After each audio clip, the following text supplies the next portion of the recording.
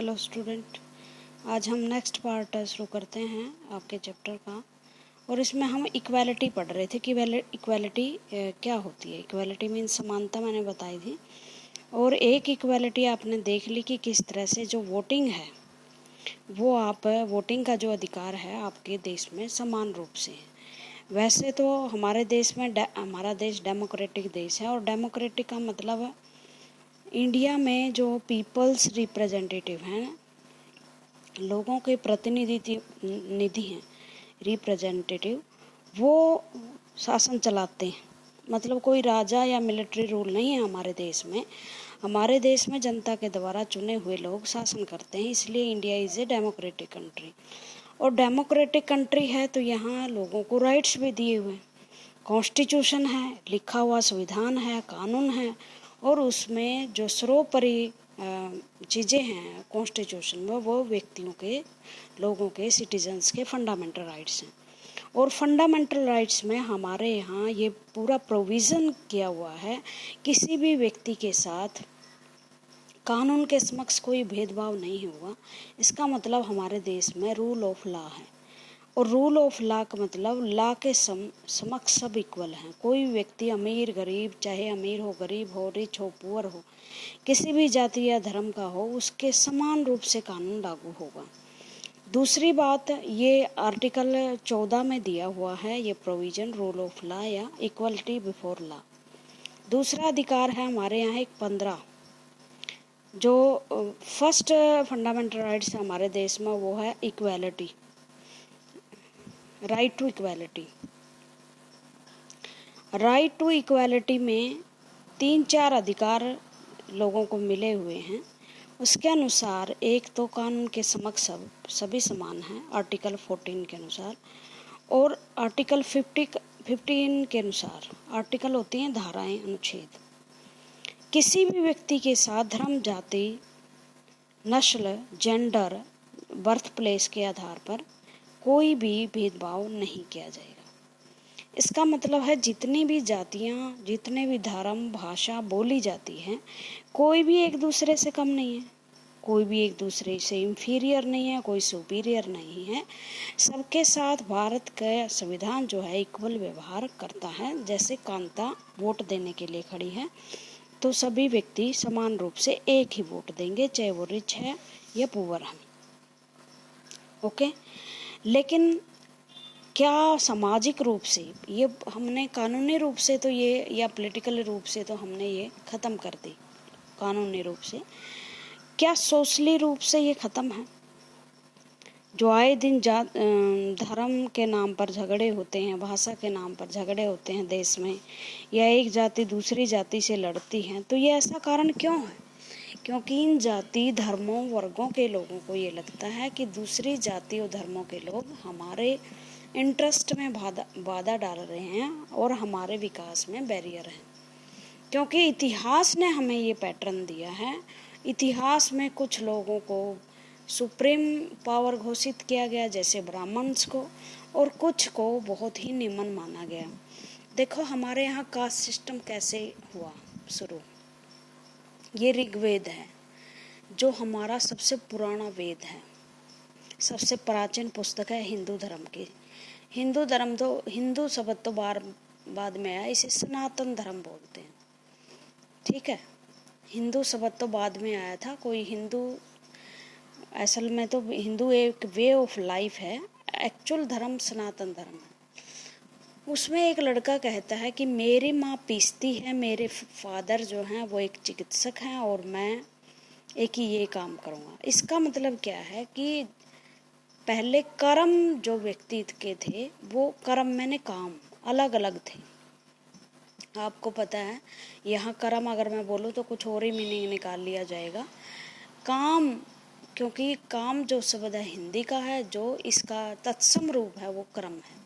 तत्सम मैंने संस्कृत का रूप। काम के आधार पर क्या हुआ, इस तरह से डिफाइन किया गया कि ये जुलाहा है, ये पंडित है, और ये क्षत्रिय है। और फिर उनकी, अगर गीता आप पढ़ोगे तो उनमें उसकी क्वालिटी भी दी गई कि जो उत्तम किस्म के लोग होते हैं, उत्तम मैंने जो ईमानदार हैं, जो सत्यनिष्ठ हैं, जो धर्म पे अडिग हैं, जो वीर हैं, वो सबसे महान होते हैं, वो ब्राह्मण होते हैं। ब्राह्मण का मतलब आज की तरह कास्ट नहीं है कि ये पंडित है, ये जाट है, ये उत्तम किस्म के लोग जो उससे नीचे हैं, जो अपने क्षत्रिय हैं, जो लड़ना जानते हैं। लड़ना का मतलब दूसरी से लड़ाई नहीं है, जो अपने बुराइयों से लड़ना जानते हैं, वो क्षत्रिय किस्म के लोग हैं। और इनसे नीचे जो हैं वो वैश्य और शूद्र हैं। इसी तरह जिनका काम बहुत बढ़िया था, बहुत बढ़िया का मतलब उत्तम था, श्रेष्ठ था, समाज के लिए वैल्यूएबल था, जैसे पढ़ाई लिखाई, विद्या को सबसे ऊंचा गहना माना है। जिसके पास विद्या थी वो ब्राह्मण बन गया, ब्रह्म को जानने वाला। और ब्रह्म मीन्स भगवान या भगवान का बनाया हुआ भूमंडल। और उससे नीचे जो जनता को संरक्षण देने वाला था, जनता का पालन पोषण करने वाला था, वो क्या बन गया? वो क्षत्रिय बन गया, जिसको राजकाज दिया गया। अब राजकाज ब्राह्मणों के कैसे परामर्श से चलाया जाता था। उसके बाद जो व्यक्ति लालच से या दूसरों की कमाई हड़प कर अपना पेट भरता था, उसे वैष्णव कहा गया। वैष्णव, हाँ। जैसे व्यापारी है, किसान क्षत्रिय है, क्योंकि वो खुद संघर्ष करता है, खुद अनाज उगाता है। लेकिन इस क्षत्रिय का अनाज मंडी में जाके बेचता है और वो गलत दामों पर बेचता है, अपनी मेहनत से ज़्यादा कमाता है। वो क्या है? वो वैष्णव है। जिसमें लालच ज़्यादा होता है वो वैष्णव है। इस तरह से हमारा कर्म जो जाति बंधन था वो शुरू हुआ। और शूद्र वो था जो इस तरह की कमाई भी नहीं करता था, बल्कि जानवरों को मारकर असभ्यता का जीवन जीता था। इस तरह से शूद्र बांटा गया। लेकिन धीरे धीरे क्या हो गया, ये जो कर्म के बंधन थे, बॉन्ड्स ऑफ कर्मा, ये बहुत ज़्यादा कठोर हो गए। आप देखोगे महाभारत काल में आते आते ये जाति बन जाती है। और मध्यकालीन में तो, मिडविल एज में तो ये जातियां बहुत ज़्यादा फैल जाती, जातियों की भी जातियां बन जाती है। पहले जाति जाति में विवाह होते थे, फिर एक जाति अपने में से ही जो जाति निकलती होती है उसमें शादी नहीं करते थे। जैसे कई ब्राह्मणों में ही शादी नहीं करते। और आज ये स्थिति है, जब ऋग्वेद में स्थिति थी कि वो व्यक्ति जो चिकित्सक था, वो अगर उसकी संतान चिकित्सक नहीं बनना चाहती, इसकी जो संतान है वो सोल्जर बनना चाहती है, तो उसको सैनिक माना जाता था, क्षत्रिय माना जाता था। अब ये जाति बंधन इतने कठोर हो गए कि अगर शूद्र व्यक्ति, मतलब जो व्यक्ति मांसाहार करता था, जंगली जानवरों का शिकार करके पेट पालता था, जो असभ्यता का जीवन जीता था, अगर उसका पुत्र ब्राह्मण शिक्षा ग्रहण करता था, तो वो शिक्षा ग्रहण करने के बंधन लग गए और उसको रोका गया, जो सामाजिक कल्चर थे उसके द्वारा। जैसे आप देखते हो महाभारत में एकलव्य जो द्रोणाचार्य से शिक्षा ग्रहण करता था, वो एक शूद्र लड़का था, लेकिन द्रोणाचार्य क्षत्रिय को ही शिक्षा देते थे, तो उन्होंने किसको मना कर दिया? एकलव्य को मना कर दिया। और कहीं ये क्षत्रिय लोगों का मुकाबला ना करना शुरू कर दे, इसलिए उसने उसका अंगूठा भी दान में दक्षिणा में ले लिया था। तो इस तरह से जाति बंधन जो है कठोर हो गए, क्योंकि इस जाति बंधन से कुछ लोगों को बहुत फायदा था। अब क्या स्थिति है? देखो, इतिहास को जानने के बाद हमें उसे करंट से जोड़ना चाहिए। 1947 में 1950 में जब हमारा संविधान इम्प्लीमेंट हुआ, हम रिपब्लिक बने, हमारे संविधान में ये लिख दिया कि इस तरह का कोई जाति भेद नहीं होगा, राइट टू इक्वालिटी दिया गया। और एक अधिकार हमारे यहाँ अस्पृश्यता को ख़त्म करना। अस्पृश्यता मैंने छुआछूत, कि छूना नहीं है, ये अछूत है, ये शूद्र है, उसको अपराध घोषित कर दिया गया। क्या आप देखते हो कि समाज में ये ख़त्म हो गया? जो पॉलिटिक्स सामाजिक रूप से और जो सोशल रूप से और रिलीजियस रूप से तो शायद ये ख़त्म हो गया हो, लेकिन पॉलिटिक्स इसको ख़त्म ही नहीं होने देते। कुछ पॉलिटिशियन को लगता है कि मेरे जाति के लोग मुझे ही वोट देंगे, दूसरों को नहीं देंगे, तो जो पॉलिटिक्स हैं उसको ज़्यादा जाति को बढ़ा रहे हैं। तो तो अब हम देखते हैं कि कैसे जाति के बंधन है वो कठोर हैं। जैसे one of the more common form of inequality in India is the caste system. एक असमानता हमारे देश में कास्ट सिस्टम है। असमानता, कास्ट के आधार पर असमानता। Okay, if you live in A rural India your cast identity is something that you probably learned और एक्सपीरियंस्ड वेरी यंग। अगर आप ग्रामीण इलाकों में जाते हो तो अपनी कास्ट आप बहुत जल्दी समझ जाते हो। और आप तो देखते हो, अभी मैं स्कूल में देखती हूँ कि बच्चे जाट लिखते हैं, रॉयल जाट, फलाना धिमका, ये सब चीज़ें। तो ये आजकल बहुत फैलाव हो चुका है इस चीज़ का, जो एक समाज के लिए को टुकड़ों में डिवाइड करता है। क्योंकि अगर आप इसी तरह की आइडेंटिटी से बंधे रहते हैं कि मैं जाट हूँ, ब्राह्मण हूँ, हिंदू या मुस्लिम हूँ, तो आपका एक जो विशाल रूप भगवान ने दिया है, शाश्वत रूप है, जिसमें आप किसी भी बंधन के नहीं होते, मनुष्य होते हैं, तो वो व्यापक रूप, विस्तृत रूप आप अपने कैरेक्टर में कभी भी डेवलप नहीं कर सकते। आप खूंटे से बंधे हुए, जाति धर्म के खूंटे से बंधे हुए, जुगाली करते हुए पशु ही रह जाओगे। ठीक है ना, क्योंकि आपकी आइडेंटिटी बहुत सीमित हो जाएगी। आप एक ह्यूमन बीइंग के रूप में डेवलप नहीं होंगे। आप एक जाट, ब्राह्मण, ऐसे हिंदू या मुस्लिम के रूप में डेवलप होंगे, जो एक इंडिया जैसे डाइवर्स जो राष्ट्र है उसके सिटीजन के लिए अच्छा नहीं है। तो if you live in a urban, some of you might think that people no longer believe in the caste. शहरों में ये चीज़ें ख़त्म हो चुकी हैं, शहरों में नहीं पता बच्चों को इतना। But just look at this matrimonial show from a leading English newspaper and you will see how important the issue of caste continue to be the mind of highly educated urban India। लेकिन अगर आप कुछ अखबार की जो ये cutting दी हुई है, अगर उन पर नज़र डालोगे, ये देखो, तो आप देखोगे कि किस तरह से जो कास्ट सिस्टम है वो इफेक्ट कर रही है अर्बन इंडियंस को भी। Now let us read a story about the experience of a Dalit child attending school. You have already read about Dalit in class 6. Dalit is term that is so called lower caste used to address themselves। हमारे देश का एक दुर्भाग्य है कि हम जो term है, हमारे यहाँ पॉलिटिक्स है, कोई भी यूज वर्ड जो है वो पॉलिटिक्स नज़रिए से देखी जाती है। जैसे दलित शब्द है, दलित शब्द का मतलब होता है दलित, पद दलित, जो कुचला हुआ है, जो दबा हुआ है, उसे हम दलित मानते हैं। अगर आप के घर में आपकी किसी भी औरत को बहुत पैरों के नीचे दबी कुचली उसमें रखा जाता स्थिति में, उसकी पिटाई की जाती है, उसको बाहर निकलने का अधिकार नहीं है, उसे बुर्के में या घूंघट में दबा कर रखा जाता है, तो वो भी क्या दलित नहीं है? लेकिन हमारे देश का ये दुर्भाग्य है कि ये किसी जाति के साथ जोड़ दिया जाता है। अभी पीछे जैसे ही अब हमारी जो नोट बदली हुई थी, हमने अपनी करेंसी को चेंज किया था, तो बहुत सारे एक तथाकथित लीडर, जो बहुत प्रसिद्ध लीडर रही है, मुख्यमंत्री रही है, उसके किसी रिश्तेदार को 100 करोड़ रुपए के साथ जो है पकड़ा गया था। उसने भाषण दिया टीवी पे कि दलित की बेटी को टॉर्चर किया जा रहा है। क्या वो व्यक्ति दलित है जो किसी देश का राज्य का मुख्यमंत्री रह चुका हो, उसके पास 100 करोड़ रुपए हो?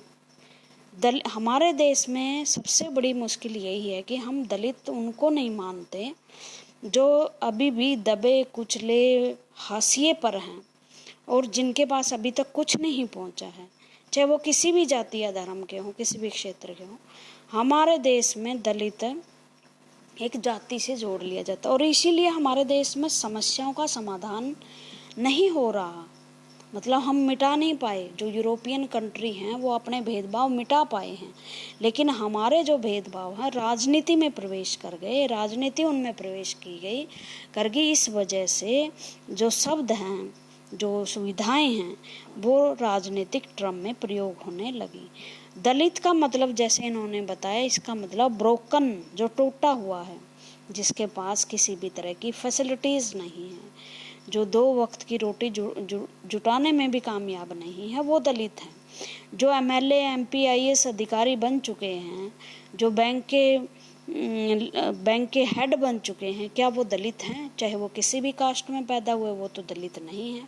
लेकिन हमारे देश में जो दलित शब्द है इस तरह से प्रयोग होता है।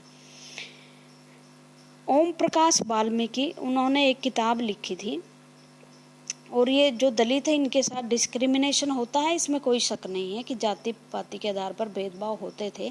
लेकिन अब बड़े सख्त कानून और समाज में भी बड़ा परिवर्तन आ गया है। काफ़ी चीज़ें कंट्रोल्ड हैं, लेकिन राजनीति इसको उभारे रखती है ताकि दलित की जो सहमति है किसी एक पॉलिटिकल पार्टी को हो और वो पॉलिटिकल पार्टी को ही वोट दें। ओम प्रकाश वाल्मीकि आपको पता है एक विशेष कास्ट लगाती हैं। Is a famous Dalit writer. अपनी बायोऑटोग्राफी उसकी झूठन। भाई ये सारे सब very very short answer question में आएंगे, आप इनको याद कर लेना। वो लिखते हैं, I had to sit away from the other in the class. मैं क्लास में दूसरों से अलग बैठता था, and that too on the floor. The mat run out before reaching the spot I sat. मैं फर्श पर बैठता था, दूसरे बच्चे मैट पे बैठते थे, और मुझे सबके पीछे डोर जो था उसके सामने मुझे बैठने के लिए बोल दिया जाता था। When he was, जब वो 6ठी क्लास में था, हेडमास्टर ने उन्हें कहा था कि ओम प्रकाश, आपको सारे स्कूल की सफाई करनी है, क्योंकि कई बार ये माना जाता कि दलित जो है विशेष काम से जुड़े हुए हैं। जैसे हमारे यहाँ सफाई कर्मचारी भी मोस्टली उसी जाति के लिए जाते हैं। That is a wrong tradition in our country. मैला उठाने वालों की जैसे समस्या है तो वो किसी एक विशेष व्यक्ति को ही दी जाती है। तो उसका बहुत ही समाल छोटा बच्चा होता है और इस तरह से सफाई करता है, सारा मुंह उसका धूल से भरा होता है। जो दूसरे बच्चे हैं वो आराम से खेल रहे हैं, क्लासेस लगा रहे हैं, और सारे बच्चे जब पढ़ रहे होते तो वह सो जाता, वो सफाई कर रहा होता, स्वीपिंग कर रहा होता। Headmaster was sitting in the room and watching me, and I was even allowed to go a drink water. I swept the whole day from the door and window of the schoolrooms.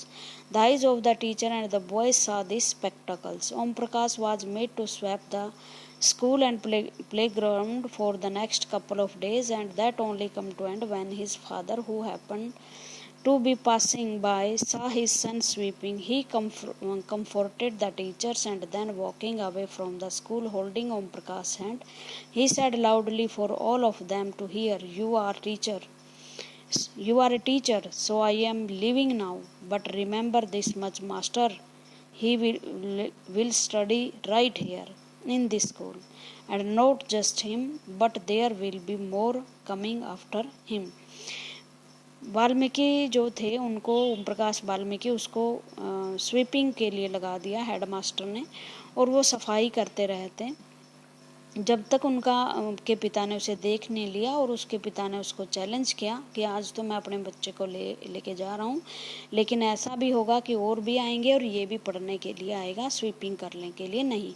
और ये आम सी बात थी हमारे देश में। इतने बड़े लीडर जो हमारे दलित जाति से आए हैं, ईवी रामास्वामी पेरियार हैं, ज्योतिबा फुले हैं, और भीमराव अंबेडकर जो कॉन्स्टिट्यूशन बनाने वाले हैं, इन सभी ने अपने अपने समाज में इन सभी चीज़ों को फेस किया है। वो इस तरह के भेदभाव के शिकार थे। खैर, ओम प्रकाश शास्त्री वाल्मीकि ने तो मान लो इनका जन्म ही 1950 के बाद हुआ था, उस टाइम तक तो ये कॉन्स्टिट्यूशन में बात लिखी हुई थी। भीमराव अंबेडकर, ज्योतिबा फुले, ये उस टाइम में है जहाँ ये जो चीज़ें हैं वो पीक पर थी, कोई इनको साथ नहीं बिठाता था। इतने बड़े लीडर जब मीटिंग में जाते थे तो बहुत सारे जो ब्राह्मण लीडर होते थे वो भी इनसे क्या करते थे, दूर हटने का प्रयास करते थे। तो इस तरह से क्या है, एक भेदभाव का हमारे यहाँ कारण है जाति सिस्टम। दूसरी एक स्टोरी है जिसमें एक अंसारी कपल है, और वो मिस्टर एंड मिसेज अंसारी, वो कोई अपार्टमेंट खोज रहे हैं शहर में, मतलब शहर में वो घर खरीदने की कोशिश कर रहे हैं, रेंट पे लेना चाहते हैं। लेकिन बहुत सारे जो परिवार हैं वहाँ हिंदू परिवार हैं, और अंसारी जो होते हैं वो आपको पता मुस्लिम सरनेम होते हैं, तो बहुत उनका धर्म सुनकर बहुत सारे लोग जो हैं वो उनको मना करते हैं। कारण क्या है, एक तो धर्म अलग है, दूसरा जो मुस्लिम लोग हैं वो हम वेजिटेरियन नहीं होते, नॉन वेज होते हैं, मोस्टली होते हैं। हो सकता है कि Mr and Mrs Ansari vegetarian हो और हिंदू मोस्टली वेजिटेरियन होते हैं। तो उनको ये प्रॉब्लम थी, अगर ये कपल यहाँ रहेगा तो ये मांस मिट्टी से हमारे सारे अपार्टमेंट को अछूत बना देगा, गलत बना देगा। तो धर्म के नाम पर भी हमारे यहाँ क्या है, भेदभाव है। अब एक शब्द है डिग्निटी, और आप सबकी है, हम सबकी है। डिग्निटी का मतलब होता है सम्मान, सेल्फ रिस्पेक्ट जिसे बोलते हैं। कोई भी व्यक्ति चाहता है कि मेरी, अगर मैं किसी के घर जाऊं या समाज में या परिवार में रहूं तो मेरी सेल्फ रिस्पेक्ट को कोई हानि ना पहुंचाए। मान लो अगर मुझे कुछ चाहिए, पेन चाहिए मुझे किसी दोस्त से, तो वो मुझे पेन ऐसे दे कि मैं कोई उससे इंफीरियर नहीं हूँ, या वो मुझ पर एहसान नहीं कर रहा, मेरी डिग्निटी को हर्ट नहीं कर रहा कि ले तू भिखारी है, ले ये पेन यूज़ कर ले लो। अगर हम बुक शेयर कर रहे हैं तो ये नहीं है कि ले तो बहुत गरीब है और मैं ले ये बुक जो है मैं तुझे दान में इसमें देता हूँ, मेरा एहसान मान ले। मतलब डिग्निटी होती है एक व्यक्ति की, जो हर व्यक्ति चाहता है कि उसकी एक सेल्फ रिस्पेक्ट है। जैसे एक फिल्म आई थी अमिताभ बच्चन की, तो वो क्या करता है कि एक बच्चा स्कूल में बैठा हो, स्कूल ड्रेस में बैठा होता है, और वो क्या करता है, वो बूट पॉलिश कर रहा होता है। तो जो फिल्म का खलनायक आता है तो उसको ₹50 देता है। तो बच्चा कहता है कि मैं थैंक यू भीख नहीं लूँगा, मैंने काम किया, आप मुझे रिस्पेक्ट से दीजिए। तो छोटी सी बात से आपको समझ जाना चाहिए कि व्यक्ति की एक सेल्फ रिस्पेक्ट होती है, डिग्निटी होती है, जिसको हमारे संविधान में बहुत अच्छे तरीके से रखने की कोशिश की गई है। You have understand now by now that the caste we are born into, the religion we practice, the class background we come from, whether we are male or female, these are often the things that determines why some people are treated unequally. ये कहता है कि हम जिस cast से आए हैं या जिस धर्म को हम पालन करते हैं, या मेल हैं या फीमेल हैं, वो लोग वो व्यवहार तय करते हैं कि उनके साथ कैसा व्यवहार किया जाए। जैसे कई बार लड़कियों को कह दिया जाता है जोर से मत हंसो, या जब हम खिलौना लेकर आते हैं तो लड़के के लिए हम क्या लाते हैं, बंदूक लेके आते हैं, लड़कियों के लिए गुड़िया लेके आते हैं। अगर लड़की बंदूक मांग रही है तो कहेंगे नहीं, लड़कियां नहीं बंदूक चलाती होती। तो क्या है, उसके लिए बिहेवियर सेट कर दिया जाता है कि आपने सिर्फ यही करना है। जबकि कभी किसी उसमें भगवान ने के कोट में नहीं कहा गया है कि ये चीज़ें इसके लिए है और ये उसके लिए है। हर व्यक्ति की एक इच्छा होती है, वो उसके अनुसार जी सकता है। तो इसी तरह वाल्मीकि, जो ओम प्रकाश वाल्मीकि थे और अंसारी साहब थे, इनको धर्म और जाति के नाम पर ट्रीट किया गया। मतलब इनकी जाति और धर्म को असमानता का आधार बनाया गया कि ये गलत चीज़ है और ये ह्यूमन बीइंग नहीं है, पहले ये जाति और धर्म से संबंधित रखते हैं। When person are treated unequally, जब किसी के साथ असमानता का व्यवहार किया जाता है, their dignity is violated, उसकी आत्म रिस्पेक्ट को चोट पहुंचती है, उसका आत्म सम्मान दिखता है। The dignity of both Om Prakash Valmiki and the Ansari was violated because of the way in which they were treated. और जिस तरह से उनकी इंसल्ट की गई तो उसकी डिग्निटी को हर्ट हुआ, उनकी डिग्निटी हर्ट हुई। By picking on him and making him sweep the school because of his caste, Om Prakash Valmiki's schoolmates and teacher hurt his dignity badly and made him feel as if he was less than equal to all other student in the school. जिस तरह से behave किया गया, जैसे उससे सफाई करवाएगी, उसे एहसास दिलाएगा कि आप हमारे जैसे नहीं हो, आप हमारे से नीचे हो। Being a child, Om Prakash Valmiki could do very little about the situation that he was in. It was a father. और अगर वो उसके फादर नहीं आते तो शायद वो अपनी डिग्निटी कभी भी प्राप्त नहीं कर पाते, और उसके पिताजी उसके डिग्निटी को वापस लौटाने का काम कर रहे हैं।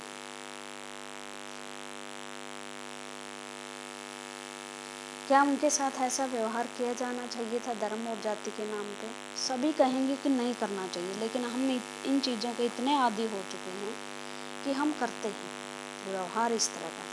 गोरे और काले के आधार पर किया जाता है कि ये काला है, पता नहीं इसके फोटो सही नहीं आएंगे, ये तो रिश्तेदारी में ले जाएंगे तो ये कहेंगे कि कितना बुरा, कितनी बदशक्ल वाला है। मतलब इस तरह से गोरे को अच्छा माना गया है, काले को बुरा माना गया है। लेकिन हमारा देश का संविधान इस तरह की किसी भी तरह के भेदभाव को नहीं मानते। ये दीवार फिल्म का सीन है, ये बड़ा होकर अमिताभ बच्चन बनेगा, ठीक है। The Indian constitution recognise every people as equal. और इंडियन कॉन्स्टिट्यूशन में क्या कहा गया है कि हर व्यक्ति समान है, चाहे वो मेल है, फीमेल है, जाति या धर्म उसकी कोई भी है, उसके आधार पर उसके साथ भेदभाव नहीं किया जा सकता। और अगर भेदभाव है भी तो मतलब अगर वो कोई इस तरह की जो बातें हैं वो इतिहास में जिसने सहन की हैं, उनको सरकार ऊपर उठाने की अब कोशिश कर रही है। बहुत सारी जो सुविधाएं हैं वो SC STs को हमारे संविधान में दी हैं। जैसे हमारे संविधान लोकसभा में बहुत सारी सीटें SC और ST के लिए निर्धारित की गई हैं कि जनरल इलेक्शन में शायद ये जीत ना पाएँ जो जनरल कास्ट के लोग हैं उनके प्रति, लेकिन ऐसा ज़रूर होगा कि अगर हम इसको रिजर्वेशन दी जाए तो ये ज़रूर चुनकर आएंगे और ये भारत की सरकार में शामिल होंगे। इसी तरह महिलाएं सबसे ज़्यादा पददलित रही हैं वैसे, और पंचायतों में रिजर्वेशन महिलाओं को 33% है। और ये बड़ी दुख की बात है कि सभी जो सेक्शन दबे कुचले थे उनको तो लोकसभा और राज्यसभा में रिजर्वेशन दी है, लेकिन सबसे ज़्यादा जो हर वर्ग में दबी कुचली है, चाहे वो जनरल हो चाहे वो SC ST हो, महिलाएं, उनको कोई रिजर्वेशन भारतीय संविधान में नहीं देगी। ये भी एक गलत सोच थी। The Indian constitution recognise every people as equal. हमारे संविधान में हर व्यक्ति समान है, जैसे मैंने बताया right to equality. This means that every individual in the country, including male and female person from all caste, religion, tribes, education and economic background, are recognized as equal. सभी व्यक्ति चाहे वो किसी भी धर्म, जाति, कबीले या पढ़ा लिखा या अनपढ़ हो, या कोई भी रिच और पुअर हो, या मेल हो या फीमेल हो, सभी को इक्वालिटी दी गई है। This is not to say that the inequality ceases to exist, लेकिन फिर भी हम नहीं कह सकते कि इक्वालिटी सब जगह व्यापक है। इनइक्वालिटी हमारे देश में नहीं है। ये आपके देश की संसद है। संसद में 2 सदन है, मैंने बताया था, लोकसभा और राज्यसभा। और राज्यसभा और लोकसभा में सभी को प्रतिनिधित्व देने की कोशिश की गई ही है। उसके बाद जो है हमारे देश में पहले जब संविधान बना तो हमने संविधान में ये तय कर दिया कि सभी इक्वल होंगे और सभी के साथ समान व्यवहार किया जाएगा। लेकिन कुछ बातें थी जो अभी भी इन चीज़ों को रोक नहीं पा रही थी। समाज में अभी भी धर्म जाति का जो के आधार पर इनइक्वालिटी थी वो थी। तो बहुत सारे ऐसे कानून बनाए गए बाद में कि ताकि अगर डिस्क्रिमिनेशन होता भी है और गलत व्यवहार किया जाता है तो उस एक्ट के तहत जो व्यवहार करने वाले लोग हैं, गलत व्यवहार करने वाले लोग हैं, उनके को सज़ा मिले। जैसे हमारे जब इस तरह के कानून नहीं थे तो जैसे कुएं होते थे, सार्वजनिक तालाब होते थे, वहाँ पानी भरने की मनाही थी। कुछ जातियों को मंदिर में प्रवेश करने की मनाही थी। जैसे एक अभी सबरीमाला केस आया था, मंदिर में औरतों को नहीं जाने दे रहे थे। तो बहुत सारे ऐसे कानून बनाए गए बाद में कि अगर इस तरह का भेदभाव होता है तो भेदभाव करने वालों को क्या दी जाएगी, सज़ा दी जाएगी। आज के लिए इतना ही। Thank you very much.